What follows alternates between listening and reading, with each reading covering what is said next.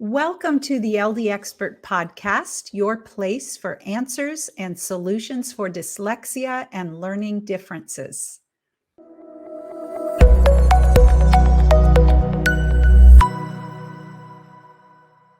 I'm your host, Jill Stowell, founder and executive director of Stowell Learning Centers and author of Take the Stone Out of the Shoe, a must-have guide to understanding, supporting, and correcting dyslexia, learning, and attention challenges.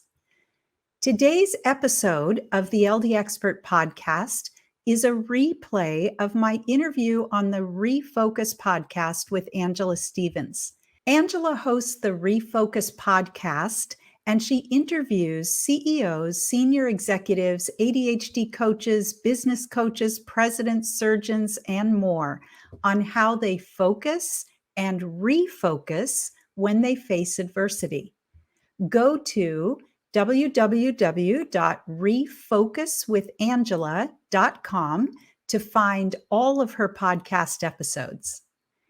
In our conversation, Angela and I dive into some really important topics that parents are facing today. We'll talk about the prevalence of anxiety in kids and teens, and we'll give you some strategies to help open up effective lines of communication with your anxious kids. Really important. We'll also discuss auditory processing disorder, ADHD, and why Stowell Learning Center is the last stop for parents who are looking for permanent solutions for their kids with learning and attention challenges. I hope you enjoy my discussion with Angela Stevens on the Refocus Podcast.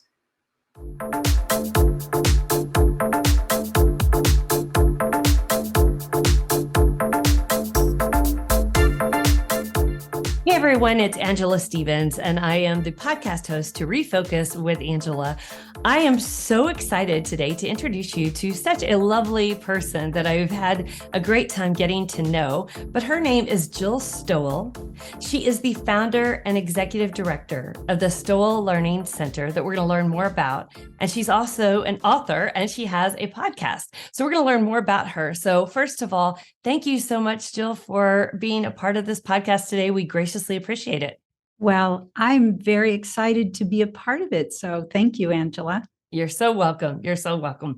So I have a child who has ADHD. He's now in college, but I relate to so much of what you do because of being a single mom and raising him through those years. So what is it, first of all, that in your center that you find that you have kids coming in or parents coming in? What in today's world, after the pandemic and everything has happened, what are they coming in for? Is it for anxiety? Is it for focusing? Or kind of give us a general idea of what students are struggling with today?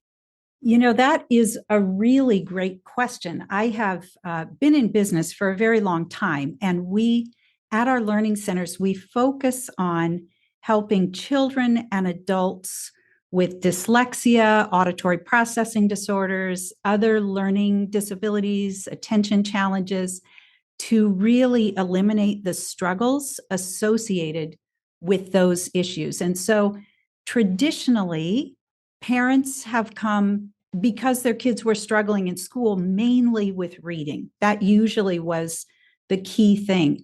And, you know, of course, other academic things or attention or not getting their work done, but really kind of focused around school. And now, more and more, we're hearing parents coming with a concern of anxiety, just tremendous anxiety in our children, even, I mean, especially in our teens, but even in our really young children. And so that seems to be almost an equal concern with reading and academics, is the self-identity, self-esteem, anxiety that they're experiencing. And I think that has gotten even more challenging since the pandemic. That just kind of changed everything.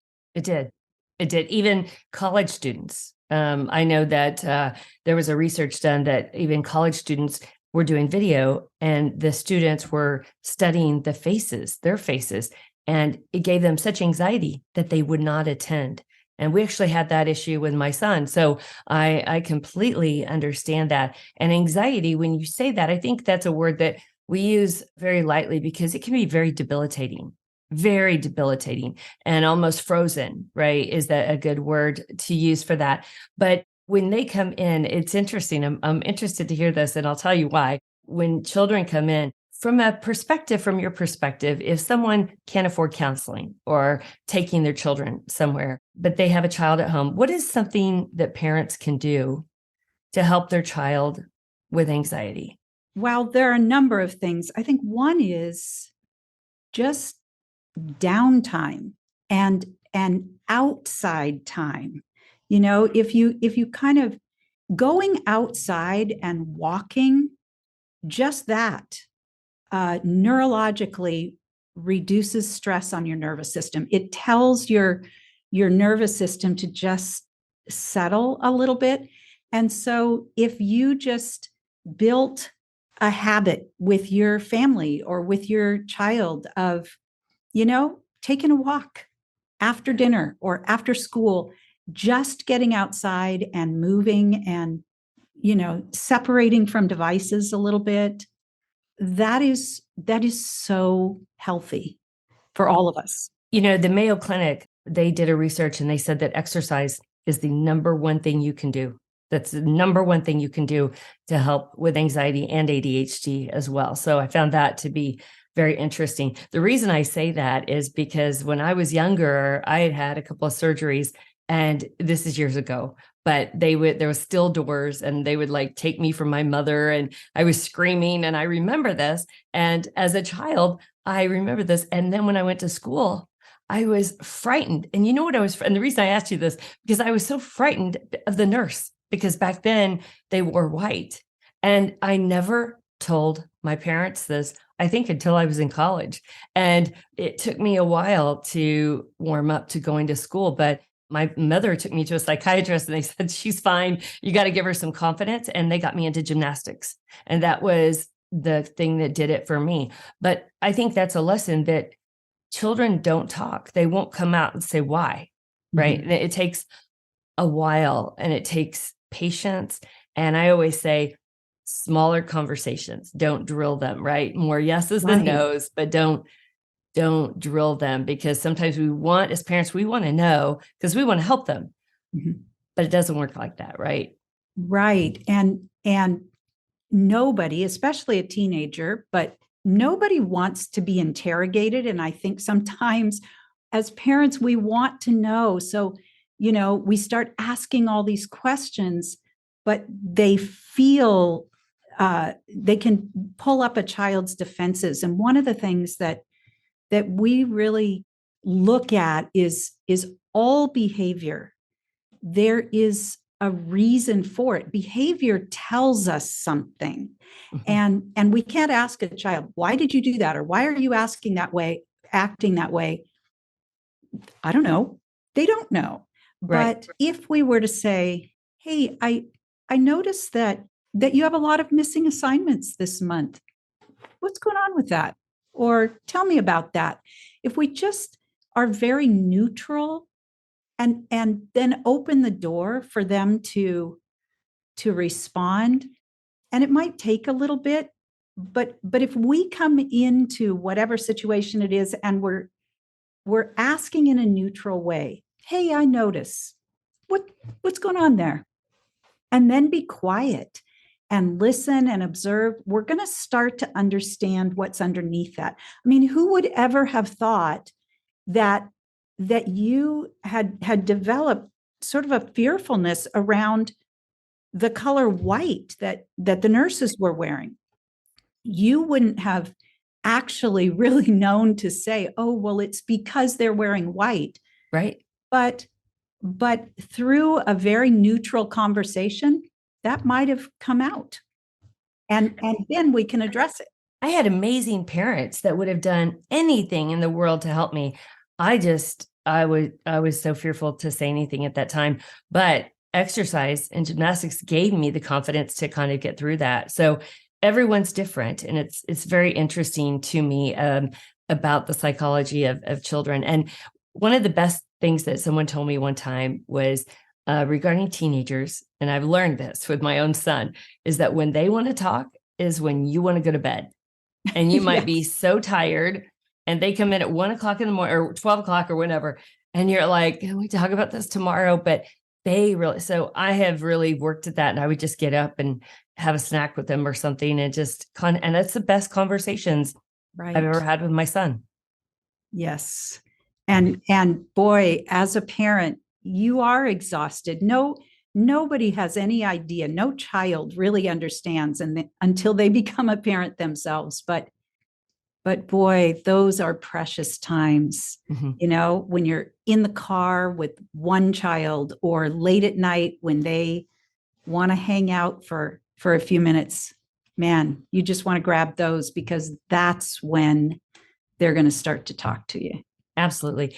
And I want to ask you another specific question. So you go 4 to adult. Have you seen this challenge of students that are in high school to graduate? Are they ready, if they have ADHD, dyslexia, whatever, are they ready for college? Because looking back when my son, I'm not so sure he was that first year, but I'd heard that and I thought, no, I think he's fine. But they do struggle. Don't you feel it the first year sometimes? Absolutely. I think that's the case for kids, whether they have ADHD or not. A lot of times, this is a whole new ballgame, especially if they go away to college. Now they have to really organize their time, and there's so much freedom to try to figure out how I really manage all of this. So yes, I think it's challenging. And then especially with ADHD, a lot of times, we look at ADHD and executive function as going hand in hand. So you have a student who kind of lives in the now, and their parent and their teachers, but especially parents and coaches, kind of keep them more structured and organized. But then you go off to college and you're living right now. So anything that happens right now can be distracting. It's hard to look ahead and see what's coming. It's hard to look backwards and learn from your mistakes. So it's a great time, but it's a really challenging time. Right. And the maturity level sometimes is not quite there. Right. So we get that. So a lot of our listeners are students, business owners, parents. When you talk about auditory processing, I want to talk with you about that because there's several different kinds of processing, right? And so usually, and you can correct me if I'm wrong on this, but usually with ADHD, there's usually another area that goes along with it. For my son, it was ADHD and anxiety. Some is dyslexia, some is depression. There's usually things that go hand in hand, and you find that along the way. But the auditory processing, when a student is, evaluated, we found that out early in life. He didn't have auditory processing, but learning processing. Can you explain the difference for anyone that's listening to this that might not be aware of that? So auditory processing is not your hearing, but it's how the brain perceives the information that comes in auditorily or through your ears. And there's this whole range of sound frequencies that our brain and our ear can take in and process. But if you're not processing all of those sound frequencies, if there's some delays in that area, then you are not going to get a clear message when you're listening. So it's kind of like having a bad cell phone connection. There's nothing wrong with your ears, but the connection is bad, or the signal is bad. And so what happens is you're getting part of the information, and boy, when you have an auditory processing problem, you have to listen so hard, and it takes so much mental energy and so much attention. And pretty soon you're in a lecture in class and you're listening so hard, and you're trying to take notes, and pretty soon your notes don't make any sense. You're drifting off. People think that you have ADHD. You might not. Because you just simply cannot keep your attention there. or you're, trying to connect the dots and you connect it wrong, and so you miss assignments. It's a huge, huge factor in learning, but it looks in a classroom more like an attention problem. Mm-hmm. Right. And so it's just hard to see that someone is struggling to listen truly.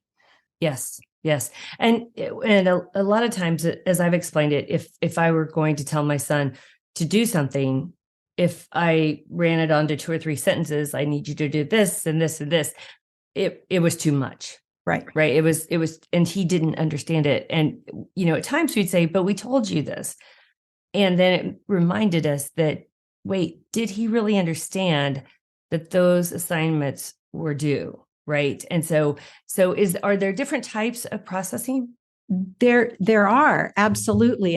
And one of my mission in life is to help people understand that, you look at academics and social skills, the kinds of things that we learn every day, but what we don't really think about much is that underneath that, there are whole sets of underlying processing skills, starting with, really processing the information that we're getting from our body, so that we know where we are in space. We, know how much force we're using. We feel secure sitting in a chair or navigating our environment, but then also kind of moving up in the brain from those basic motor kinds of skills.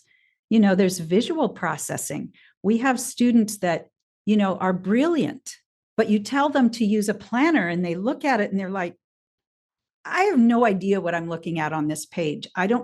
They don't understand or see the organization of it.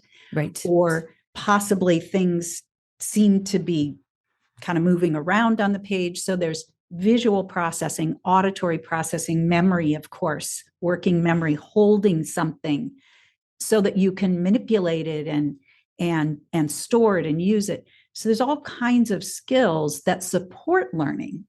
Right. And so if someone is struggling socially or academically, we really have to look underneath that. Which of those underlying skills are not supporting them? Because as soon as there's an issue down there in the underlying processing skills, it's just going to make you have to work harder, longer, and it's going to stress your attention system. Right. Absolutely. And talk to the teachers. We had an issue, and I'll never forget this. It was geometry. My son struggled in high school, struggled so much. And we went to the teacher and he really worked with us. But what had happened, they had just started using computers at that time. So here you got the teacher talking, you've got note taking, and now you've got this computer. Mm-hmm. And so it's almost like a diamond, a triangle, and he couldn't focus on all of them. And so we went to the teacher and we said, look, he's really having a hard time. And he said, shut the computer. The notes are on the computer. Listen to me, take the notes. Mm-hmm. I found that so helpful. And his grades shot up after that. And that was a perfect example, right? Of if I'd been a parent that just said, go talk to your teacher, get it taken care of. But that's when parents really need to help our children and assist them. And if they need a counselor, like, going to your academy, learning, it's so important. Find out how you can help your children, because we're their advocate.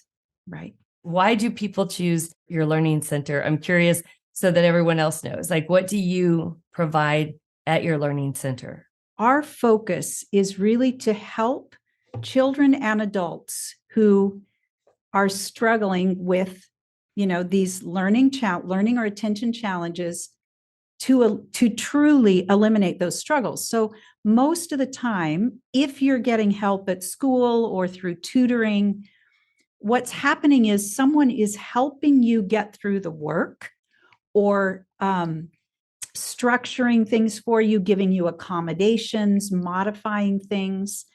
And our goal is to get underneath the problem, get to the root of the problem, develop those underlying skills, and then remediate the academic or executive function pieces so that the student can go on and learn and have their best life. I mean, not have to be dependent on accommodations and coping strategies.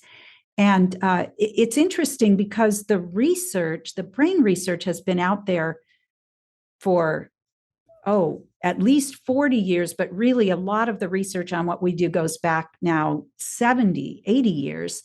And yet it is still a really common belief that if you have a learning challenge, you have dyslexia, you're pretty much, you're stuck with it, just figure out a way to live with it. And that is really not true. So, Right. No. So parents find us usually when they are at their wits' end. They're just like, I don't know what else to do. We've provided help. We give them all kinds of, structure at home. This isn't working.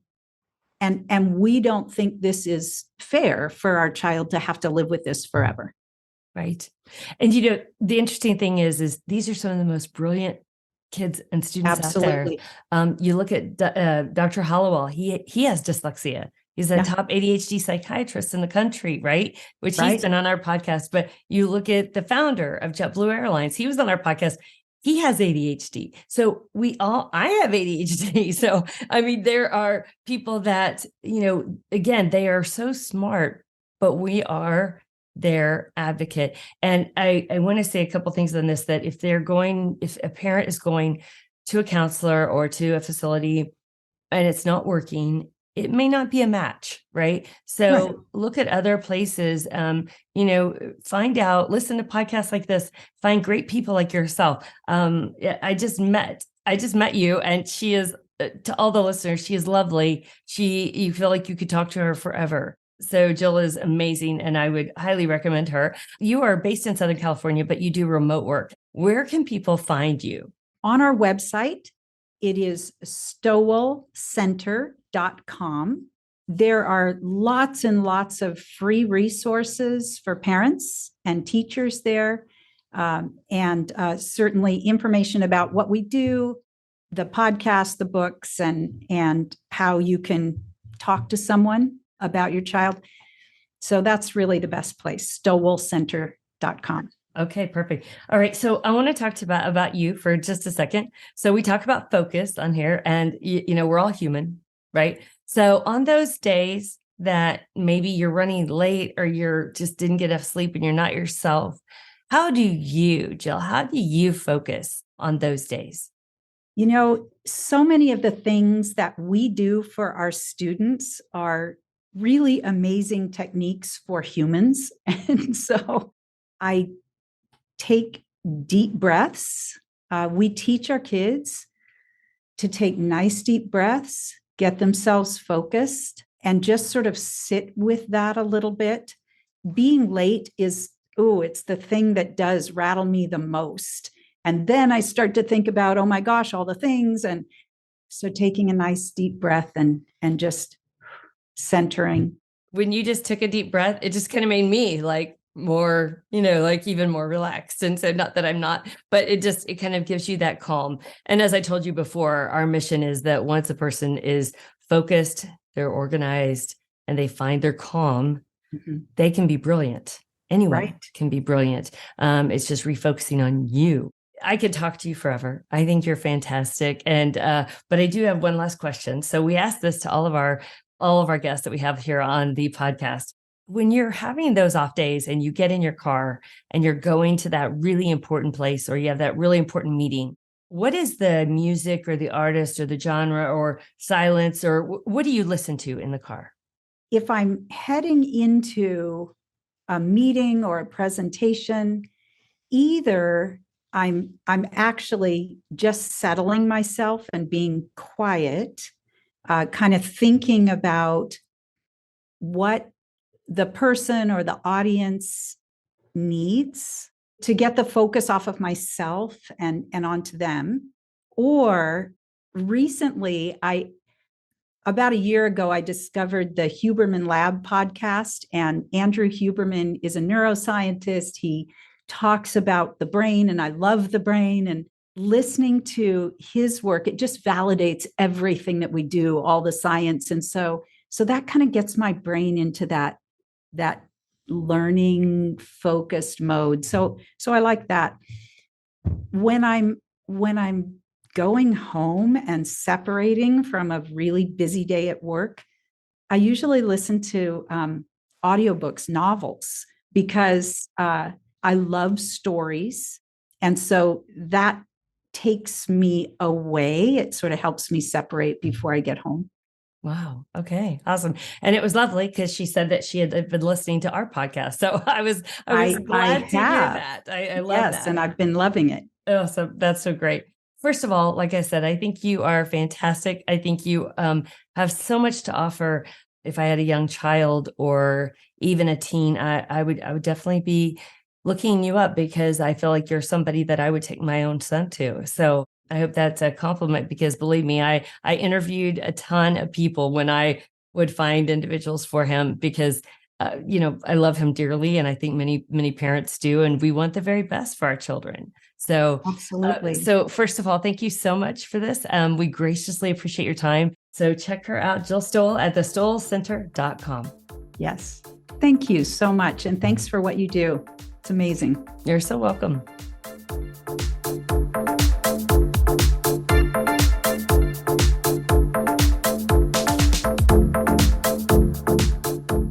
Today's podcast is sponsored by Refocus Careers.